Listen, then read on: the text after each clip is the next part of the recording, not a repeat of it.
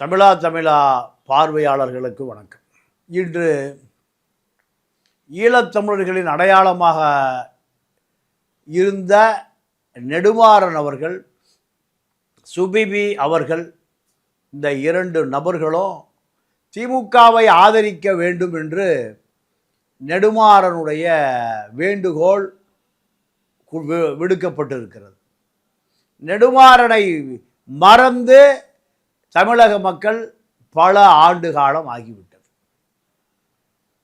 இந்த நபர் தமிழக மக்களுக்கு திமுகவை ஆதரிக்க வேண்டும், பாஜக பூதம் உள்ளே வந்துவிடும் என்று அறிக்கை கொடுக்கிறார்.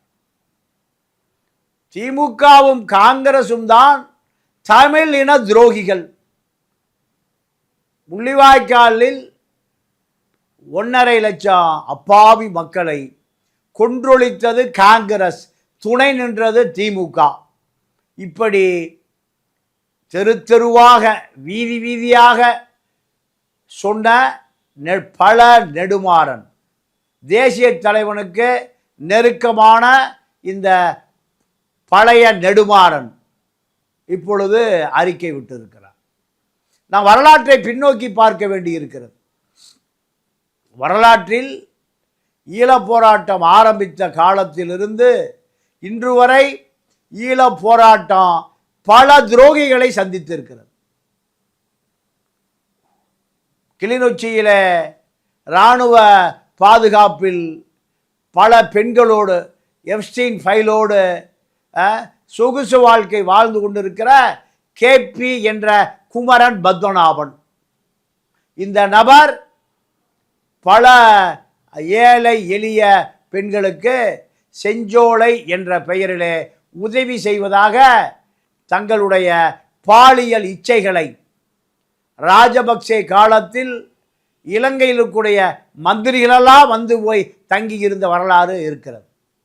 இப்பொழுது நெடுமாறனை தொடர்ந்து ஐபிசி என்கின்ற ஒரு தொலைக்காட்சி இந்தியாவில் சமூக வலைதளத்தில் தன்னுடைய கட்டுப்பாட்டில் வைத்திருக்கிற ஐபிசி நிறுவனம், இந்த ஐபிசி நிறுவனம் பாஸ்கரன் என்கின்ற ஒரு நபருடைய நிறுவனம்.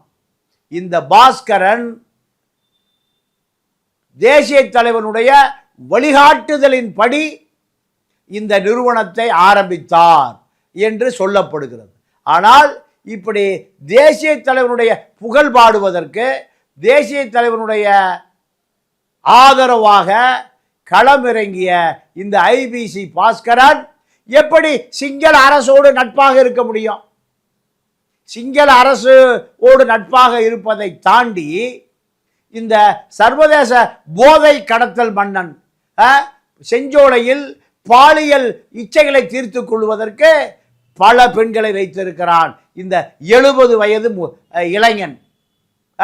செஞ்சோலை என்பது ஆதரவற்ற அனாதை பிள்ளைகளை பாதுகாப்பதற்காக உருவாக்கப்பட்டது தேசிய தலைவனால். அந்த பெயரை வைத்துக்கொண்டு பாலியல் இச்சைகளுக்காக அந்த அப்பாவி ஏழை எளிய பெண்களுடைய வாழ்க்கையில் சூறையாடுகிற இந்த நபரும் ஐபிசி பாஸ்கரனும் சேர்ந்துதான் இந்த ஐபிசி நிறுவனத்தை இயக்குகிறார்கள். உதாரணத்திற்கு இலங்கையில் மூத்த வழக்கறிஞர் சுமந்திரன்.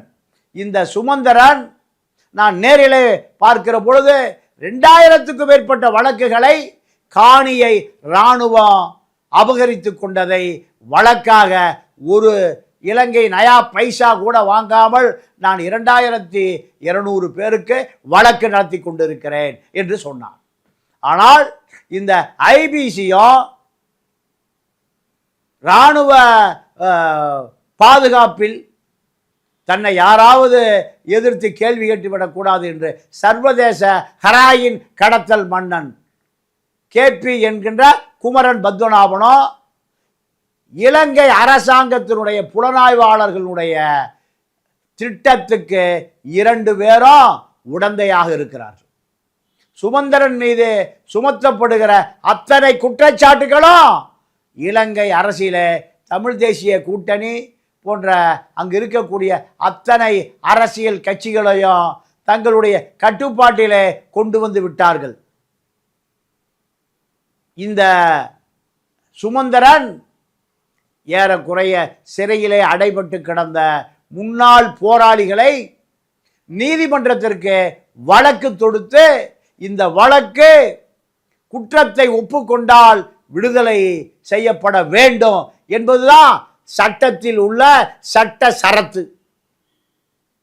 இதை நீதிமன்றத்தினுடைய கவனத்திற்கு கொண்டு சென்று பல பேரை விடுதலை செய்திருக்கிறார். பல பேருக்கு விடுதலை வாங்கி கொடுத்திருக்கிறார். பல பேர் போராளிகளாக அடைபட்டு கிடந்து சிறையில சொல்லனா துயரத்தை எல்லாம் அனுபவித்தவர்களை சுமந்திரன் ஒரு பைசா செலவில்லாமல் தன்னுடைய உழைப்பை, தன்னுடைய பணத்தை கோப்புகளாக, டாக்குமெண்ட்டுகளாக அவர்களுடைய பகுதியிலே அவர்கள் மீது உள்ள கிரிமினல் வழக்குகளை அத்தனையோ நீதி அரசர்களுக்கு முன்னால் நிறுத்தி பல பேரை விடுதலை வாங்கி கொடுத்தார். ஆனால் இந்த ஐபிசி பாஸ்கரன்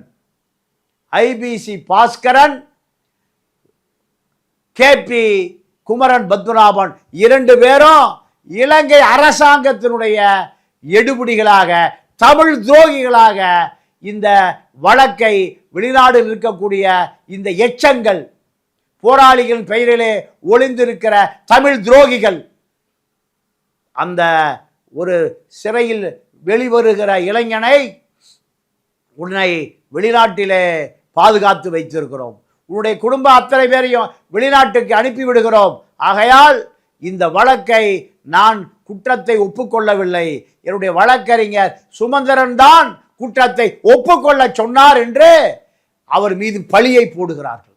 இதற்கு ஹெராயின் கடத்தல் மன்னன், பாலியல் குற்றவாளி, Epstein file, Kilinochchi Epstein file, இந்த நபரும் ஐபிசி உரிமையாளர், இலங்கை அரசாங்கத்தினுடைய பணத்தை வாங்கி கொண்டு தமிழ் துரோகியாக இருக்கக்கூடிய ஐபிசி பாஸ்கரனோ இந்த இளைஞனை ஐரோப்பா நாட்டில் பாதுகாத்து வைப்பதாக சொல்லி நீதிமன்றத்திலே சொல்லுகிறான்.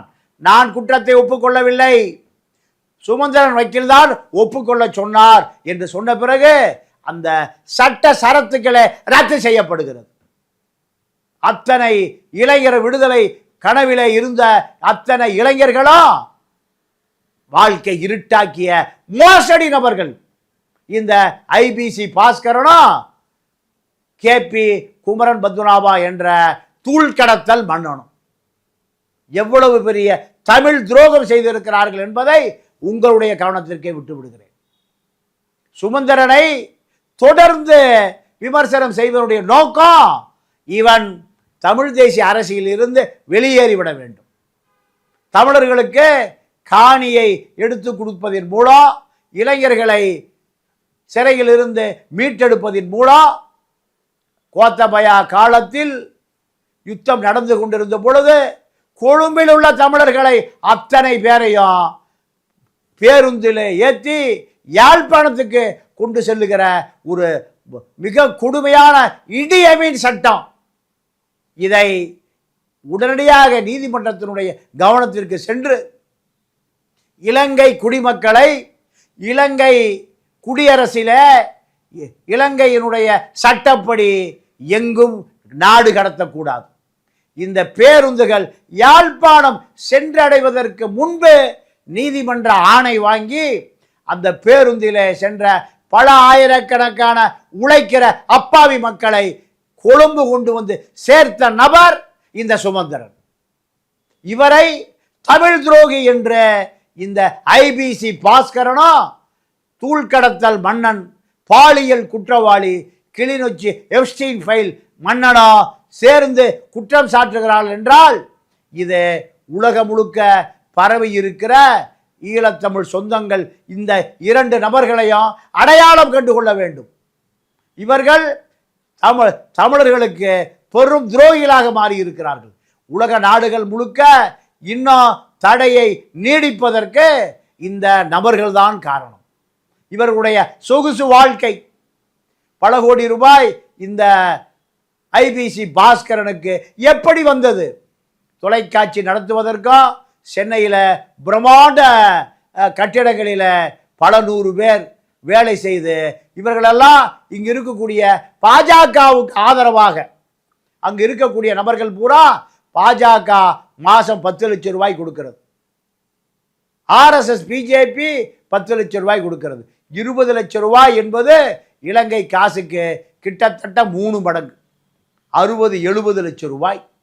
இதில் தான் சென்னை ஐபிசி அலுவலகமே நடக்கிறது. RSSனுடைய சித்தாந்தங்களை, பாஜகவினுடைய சனாதனத்தை, சாதியை, சனாதனத்தை கெட்டியாக பிடித்து கொண்டிருக்கூடிய பாஜக, RSS, சங் பரிவார் அமைப்புகளுடைய கூடாரமாக இந்த இலங்கை அரசாங்கத்தினுடைய கைக்கூலி ஐபிசி பாஸ்கரன் இங்கு நடத்தி கொண்டிருக்கிறார். இதையெல்லாம் தமிழர்கள் தெரிந்து கொள்ள வேண்டும். சிறையில் இருக்கக்கூடிய, இராணுவ முகாமில் இருக்கக்கூடியவர்களை தமிழ் துரோகிகளாக மாற்றக்கூடிய வேலைகளை இந்த குற்றவாளி பாஸ்கரனும் கேபி என்ற குமரன் பத்மநாபனும் தான் தொடர்ந்து செய்து கொண்டு இருக்கிறார்கள். இன்று வரை உலகத்தில் அந்த தடையை நீக்குவதற்காக எந்த முகாந்தரமும் இல்லாமல் பார்த்து கொள்ளுகிறார்கள். காரணம், இவர்களுக்கு கொடுக்கப்படுகிற கோடிகள். எப்படி ஒரு சிறை கைதி 5 வெளிநாட்டு காரோடு சாய்பாபா பல கோடி ரூபாய் பெருமானமுள்ள கோயிலும் எப்படி இது சாத்தியமானது? ஒரு சிறை கைதி உலகம் முழுக்க தேடப்படுகிற குற்றவாளி. இந்த குற்றவாளியை இன்று வரை இந்தியா விசாரிக்கவே இல்லை. காரணம், விசாரிக்க வேண்டிய தேவையில்லை. இந்திய உளவுத்துறை அதிகாரிகள் கொழும்பில், கிளிநொச்சியில் சென்று விசாரித்தார்களா என்றால் இல்லை. காரணம், அவர்கள் எதை நினைக்கிறார்களோ அதை இந்த 2 நபர்களும், ஐபிசி பாஸ்கரனும் பாலியல் குற்றவாளி, ஹெராயின் குற்றவாளி 2 பேரும் சேர்ந்து நடத்தி கொண்டிருக்கிறார்கள் என்பதை உலகத்து தமிழர்கள், ஈழத்தமிழர்களுடைய கவனத்துக்கே விட்டு விடுகிறேன். இவர்கள் 2 பேரையும் அடையாளம் கண்டுகொள்ள வேண்டும். இவர்கள் 2 பேரும் தமிழ் துரோகிகள் என்கின்ற முத்திரையோடு தமிழர்கள் புறக்கணிக்க வேண்டும். இவர்கள் 2 பேரும், 2 பேருடைய குடும்பங்களும் தொடர்ந்து தமிழர்களுக்கு எதிராக, தமிழ் துரோகியாக உலக நாடுகள் முழுக்க இருக்கக்கூடிய அமைப்புகளை நீங்கள் எந்த நன்மையும் நடந்துவிடக்கூடாது என்று இவர்கள்தான் தொடர்ந்து இயங்கிக் கொண்டிருக்கிறார்கள். இவர்களுக்கு நிறைய சொத்துக்கள் கொழும்பில் இருக்கிற காரணத்தினால் இவர்கள் இலங்கை அரசு எதை சொல்லுகிறதோ அதை செய்கிறார்கள். இவர்கள் நெடுமாறன், குமரன் பத்மநாபன், ஐபிசி பாஸ்கர், பிரான்சில் இருக்கக்கூடிய சர்வதேச பொறுப்பாளராக இருந்து 4 ஆண்டு காலம் போதை வழக்கில் சிறையில் அடைக்கப்பட்ட மனோகரன், அதே போல் அமெரிக்காவில் இருக்கக்கூடிய ருத்ரகுமாரன் நாடு கடந்த தமிழீழத்தினுடைய தலைவர். அவருக்கு இன்னும் அமெரிக்கன் கடவுச்சீட்டு வைத்திருக்கிறார். அதே நேரத்தில் இலங்கையினுடைய கடவுச்சீட்டும் வைத்திருக்கிறார். ஏன்? இலங்கையினுடைய எல்லைக்குள் பல கோடிக்கணக்கான சொத்துக்கள், வீடுகள், நிலங்கள், எஸ்டேட்டுகள் எல்லாம் ருத்ரகுமாருக்கு இருக்கிறது, கஜேந்திரகுமாருக்கு இருக்கிறது. கஜேந்திரகுமார் பொன்னம்பலத்திற்கு இலங்கையில் பல கோடிக்கணக்கான ரூபாய் சொத்துக்கள் இருக்கிறது. அதனால் அவரை இறக்குமதி செய்திருக்கிறார்கள். ஈழ அரசியலில் சுமந்திரனை எதிர்க்கக்கூடிய அத்தனை பேருக்கு பின்னால் அரசு புலனாய்வாளர்களும் அரசுகளும் இருக்கிறது. சட்ட போராட்டத்தை நடத்தி தமிழர்களுக்கு எந்த விடிவையும் வந்துவிடக்கூடாது என்று நீண்ட காலமாக இந்த குற்றவாளிகள் அத்தனை பேரும் தொடர்ந்து இயங்கிக் கொண்டிருக்கிறார்கள். நெடுமாறன் முதல் ருத்ரகுமார் வரை. இதை இந்த தமிழ் கூறும் நல்லுலகம் தெரிந்து கொள்ள வேண்டும். இவர்களை புறக்கணிக்க வேண்டும். எதிர்கால சந்ததிக்கு இந்த செய்தியை கடத்த வேண்டும் என்பதுதான் நமது வேண்டுகோள். மீண்டும் சந்திப்போம். நன்றி, வணக்கம்.